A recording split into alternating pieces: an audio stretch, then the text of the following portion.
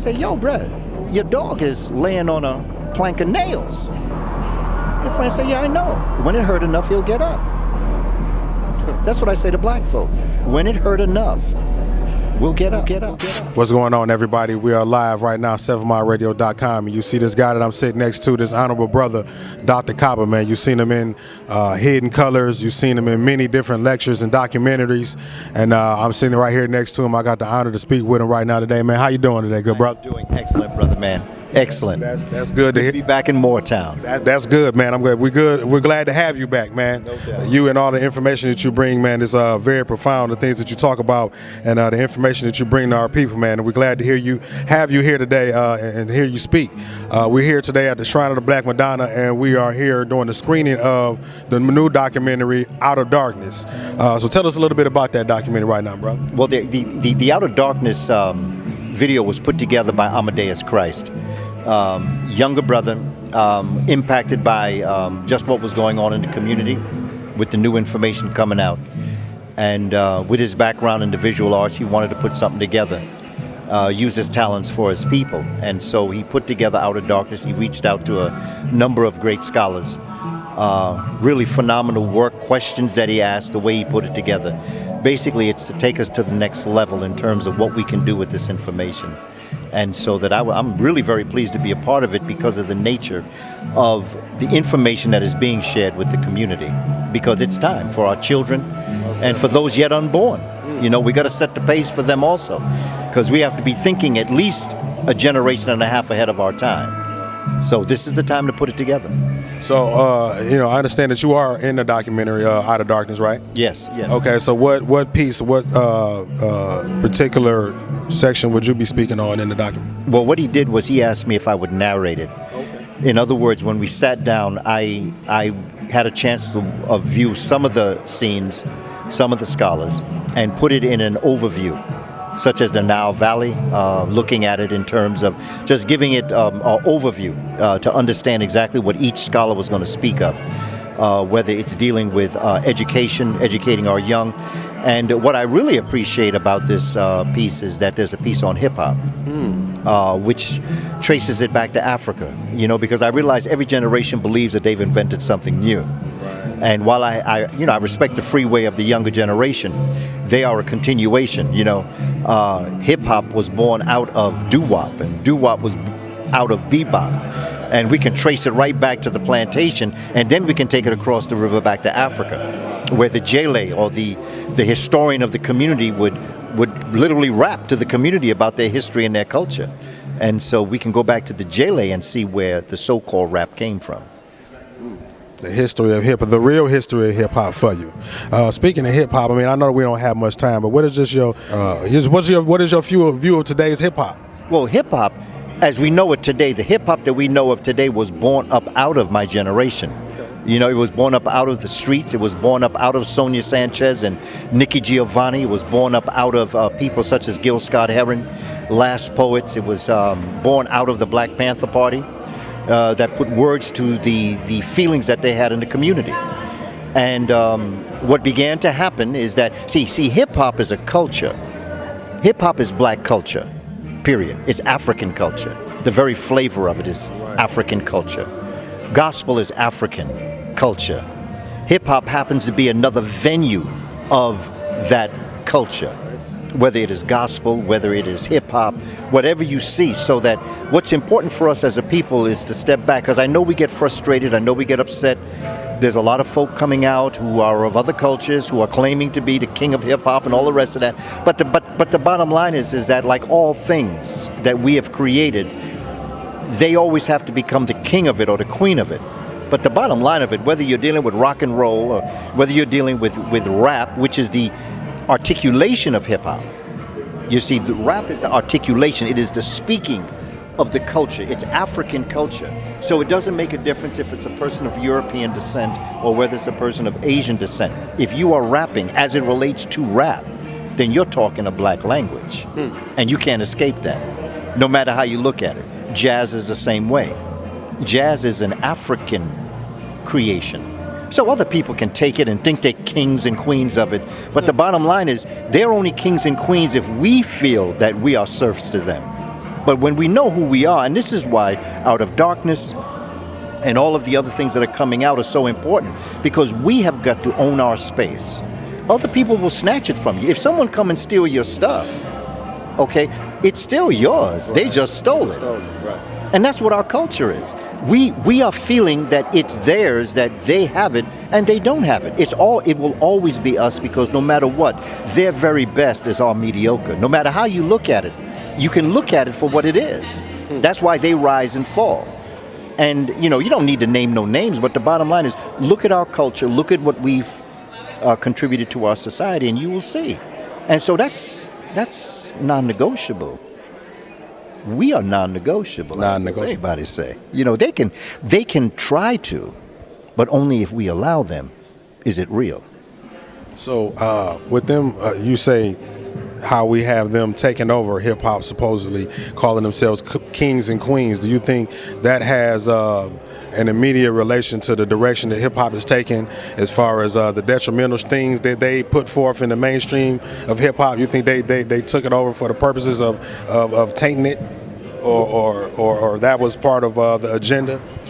I don't know if they can help but want to be us. Everything that we have put forward, they want to copy.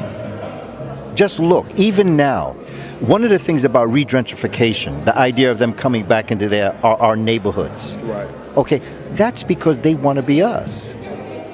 Psychologically, when you're looking at it beyond, okay, we can get upset. Okay, they're taking our neighborhoods, they're moving us out and all the rest. I understand it, I get that. But look at the psychology of it. They moved out of the neighborhoods when we moved in. Yeah. So now why they want to come back in? Because we gave our neighborhoods a flavor that they never could. So now they want to taste a little bit of our flavor. That's the way it is in Harlem, in New York, and Brooklyn, Queens, Detroit. Yeah. Oh, no, probably about it. I mean, if you go downtown, you will see gentrification happening. I mean, Detroit used to be the number one populated city in America as far as African Americans, but I believe we're number 2 now. So, that's a connection. That's gentrification there. But you ask yourself, why? Why are they coming back? With all the land that they could go into, why are they returning back into our neighborhoods? And that is because the child always returns back to its parents. That's just the way it is. And I tend to try to look at things a little bit differently. I try to put the emotion to the side and look at the psychology of it. Because if in our understanding of the fact that they crave to be us, then why don't we take a second look at us and wonder why they want to be us? And aren't we a great people that they would do what they do to be us? And if that be true, then why don't we take our place and take ownership to who we are? Absolutely. And if we did that, brother, all games are over. And that's why I appreciate brothers like yourself, scholars, in our community that bring the information forth to help shed the light on things just like that, help open our eyes to the things that we need to see. Because too long we've been lied to, even with Christianity, you know what I mean? I'm just now kind of, learning more and more things about that, and it's just like wow. I mean, share your views a little bit on. I mean, sure. It's so much that I can talk to you about, brother.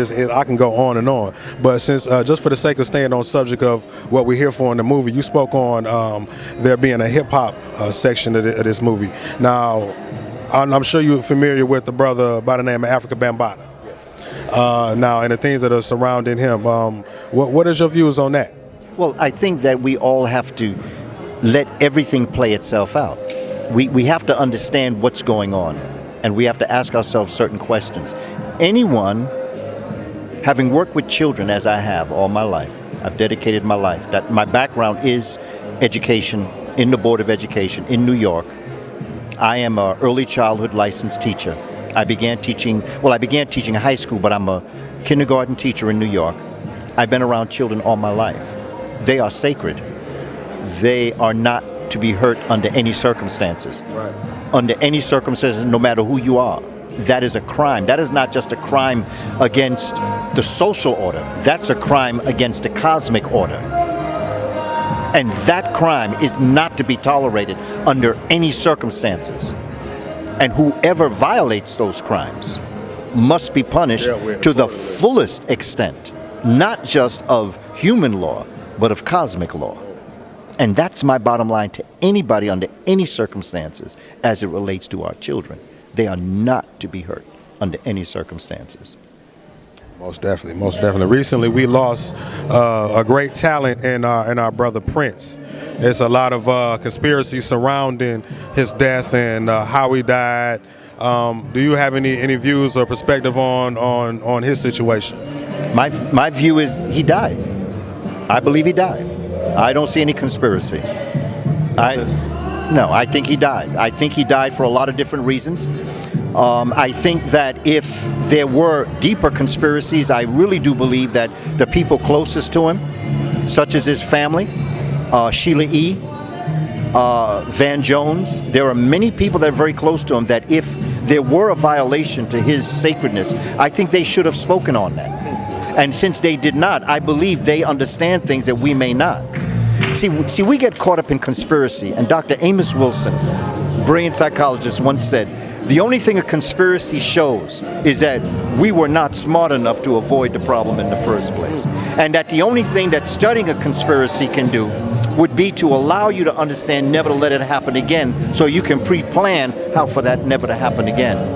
I think we get caught up in a lot of conspiracies. I don't think that they're that intelligent. I think we make them far more intelligent than they really are. And part of that also is what keeps us enslaved, because we really do think that they're that smart to do that to us, and I just don't see their intelligence like that. In fact, I don't find them to be too intelligent at all, because if they were intelligent, they would never have done what they did. They have now put themselves in a situation that they have no way out. This election of 2016 is going to show how deep. That was one of the next things that I wanted to ask you before I see the crowd is building up. We may be getting ready to start the show here, but this presidential election, we have apparently Donald Trump versus, I guess, who's going to be Hillary Clinton in the Democratic Party. Does black people have any plausible person to vote for in this situation, do you believe? No. And I don't think that anyone who would be running for president is a plausible answer to our problem. I think that we must answer our problem.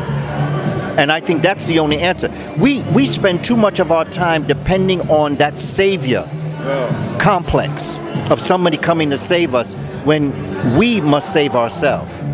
So my thing as it relates to educating our youth and the work that we're doing, we must take responsibility for our condition and move forward. Now, that's not to say I don't understand how this happened. I do understand that. But brother, my problem is that if you blame someone for the position you find yourself in, you give them the power to take you out, but you also give them the power to keep you in. I teach math, algebra, and algebra tells me that only the variables in your formula will solve your problem. Europeans are not a variable in my problem. They are not an answer to what I have to do. This is how I feel. I know what they did to us. I know the ambush in the night. I know the enslavement, the mayhem, the murder. I understand all that. But if someone throws you in a pit, you can spend your time cursing that person for throwing you in the pit. Or you can spend your energy climbing out the pit. I'm getting up out of this pit.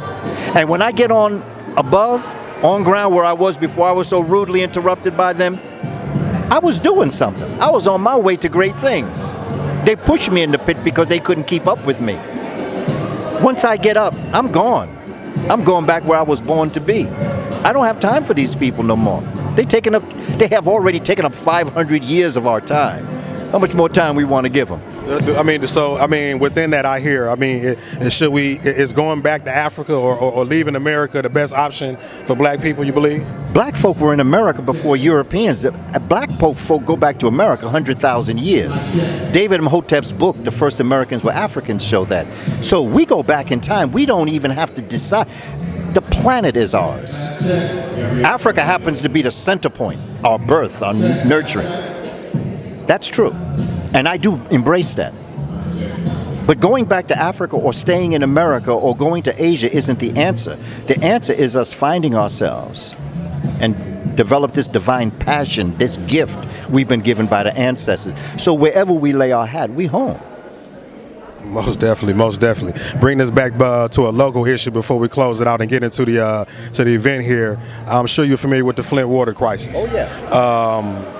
Do you feel like that was implemented as a tool of population control by the government in Michigan, or do you feel like that was just a coincidental thing that just so happened to happen?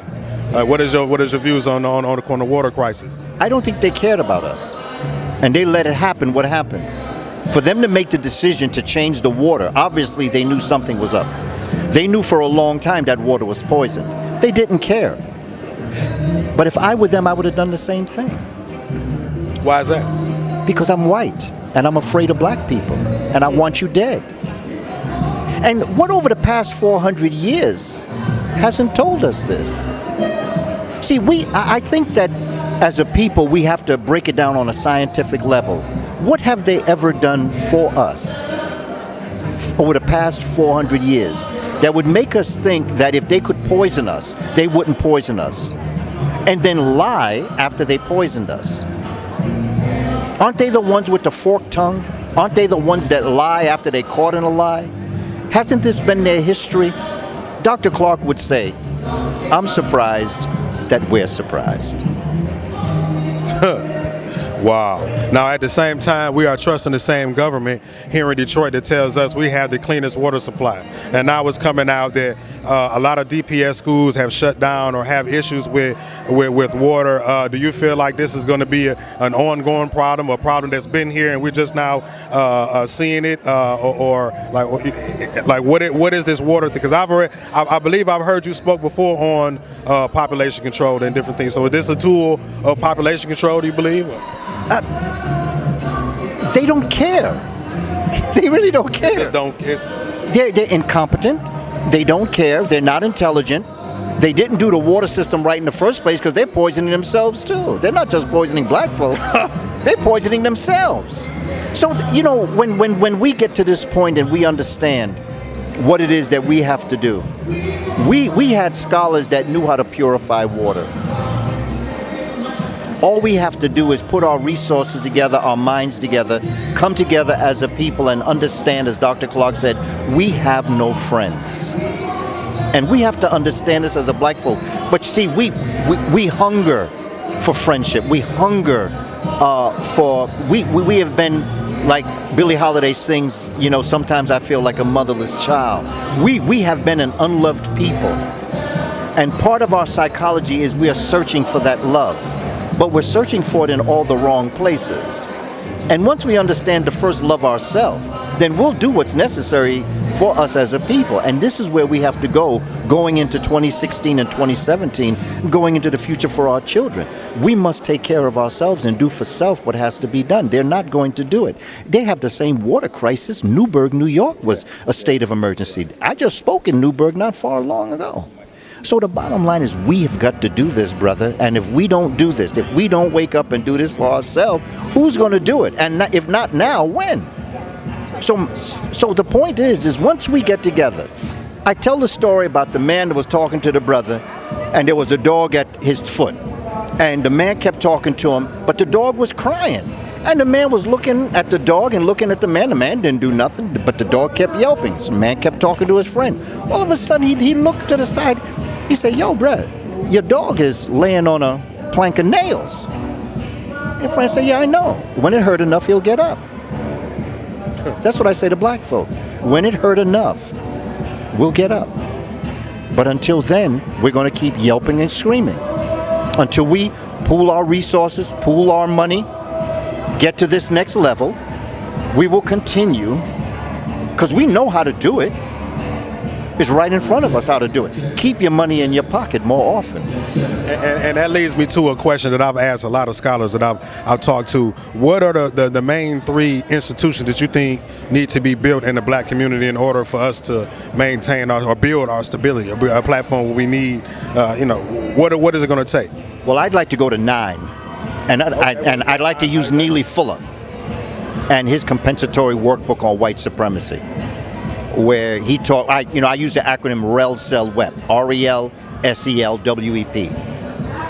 The 9 areas that we have got to come together on and unify ourselves, issue-oriented, not personality-oriented, is religion,